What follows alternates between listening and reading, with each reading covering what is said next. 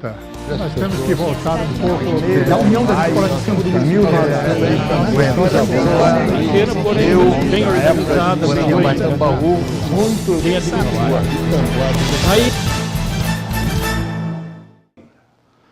Bem, a princípio eu gostaria de falar que ele é natural de Fortaleza, capital do Ceará. Ele veio em meados dos anos 50 para São Paulo, onde se instalou diretamente em Osasco, no bairro de Presidente Altino. Lá ele teve 3 filhos, que são naturais aqui de Osasco, eu inclusive nasci aqui, e que ele, no começo, ele teve uma vida mais voltada para o trabalho, ele era metalúrgico, trabalhou muitos anos, mas paralelamente ele tinha contato muito assim com os movimentos sociais, né? E aí também ele se engajou também na política, e justamente no momento em que havia todo esse movimento da emancipação, ele começou também a se interessar, e no primeiro plebiscito ele não participou muito, mas no segundo ele teve uma atuação muito assim voltada para esse movimento, inclusive com os principais líderes da época, se eu não me engano, a família do Menck, e tem mais alguns outros que eu tenho conhecimento porque ele me contou a posterior, né?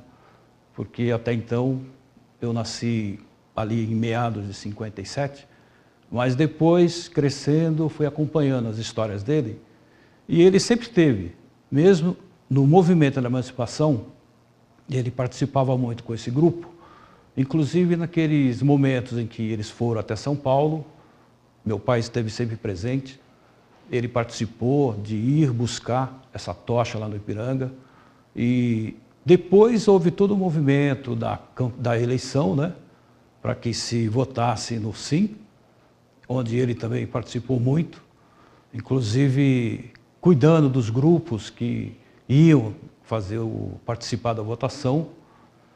E depois, no segundo momento, quando houve a primeira eleição para prefeito, aí ele se engajou mais no lado político. Então, desde aquele momento até o final da vida dele, ele sempre teve muito envolvimento com as situações políticas aqui de Osasco e com os movimentos sociais. Inclusive, no começo, quando ele começou aqui em Osasco, isso antes da emancipação, ele criou junto com um grupo de conterrâneos para criar a Associação dos Nordestinos de Osasco, porque ele se preocupava muito com a situação desse pessoal que vinha para cá e que não tinha onde se instalar. Então eles criaram essa associação dando apoio, inclusive até apoio financeiro, pois muitos vinham sem nenhum recursos. E daí para diante começou o engajamento dele nessa postura mais social, né?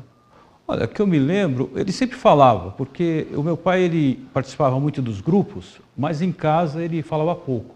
Eu comecei a tomar conhecimento quando eu comecei a ter um pouco mais de idade, onde eu comecei a acompanhá-lo nessas reuniões, né? Então ele participava muito, inclusive na formação de toda a equipe da época, que ia para esses movimentos, que foram lá na cidade de São Paulo para tentar negociar lá com o governador, tudo. Então ele acompanhava muito esse pessoal. Então ele tinha muita presença no momento. Fiquei aqui até uns 18 anos, aí nós fomos para São Paulo.